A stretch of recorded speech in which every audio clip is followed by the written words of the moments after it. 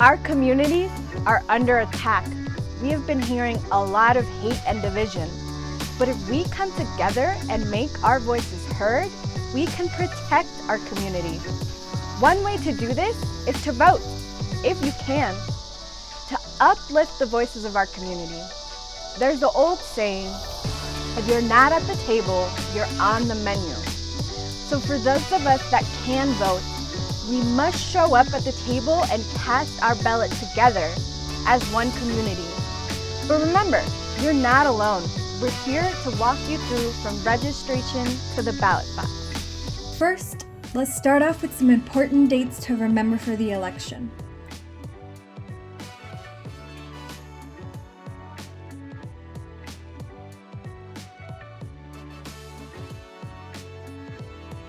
In Arizona, you can vote in person or by mail if you've previously signed up for the Permanent Early Voting List, PEVL, or if you've requested a mail ballot for the upcoming election.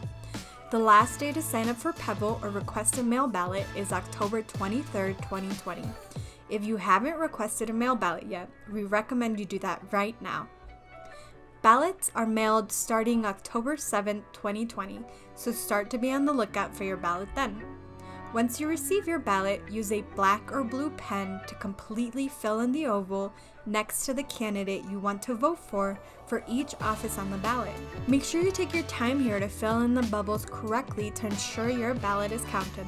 Once you have filled out your ballot, look at the bottom for a line requiring your signature. It is very important to sign your ballot. You will then place your ballot in the envelope that came with your ballot and sign the envelope on the required line on the outside of the envelope. This step is also very important to ensure your ballot is counted.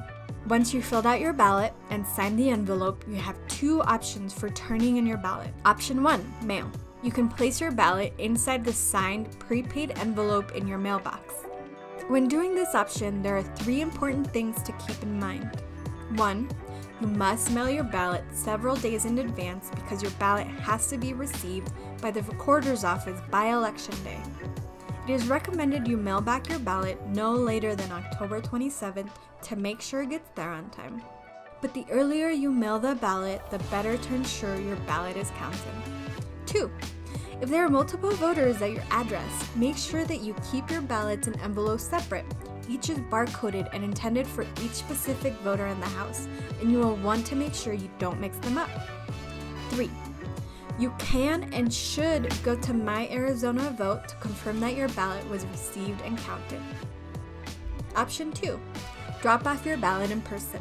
You may drop off your ballot at any ballot drop box, drop-off location, early voting location, or election day voting location in your county on or before election day. You can find all voting and drop-off locations on your county's website. For Yavapai County, drop boxes are located at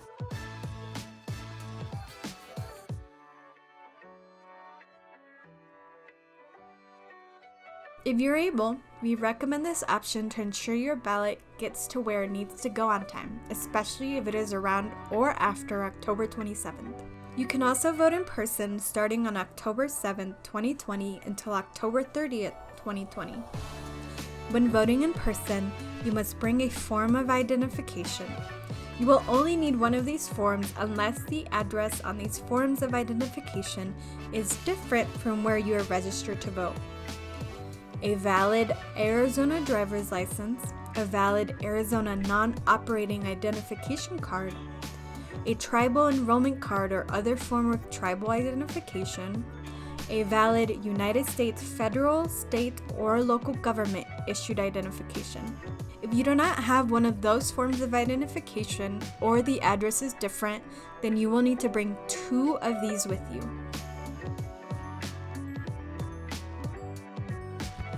If you're voting before Election Day, you must go to an early polling location. You can find the one nearest you at If you're voting on Election Day, you must go and vote at your polling location. You can find your polling location at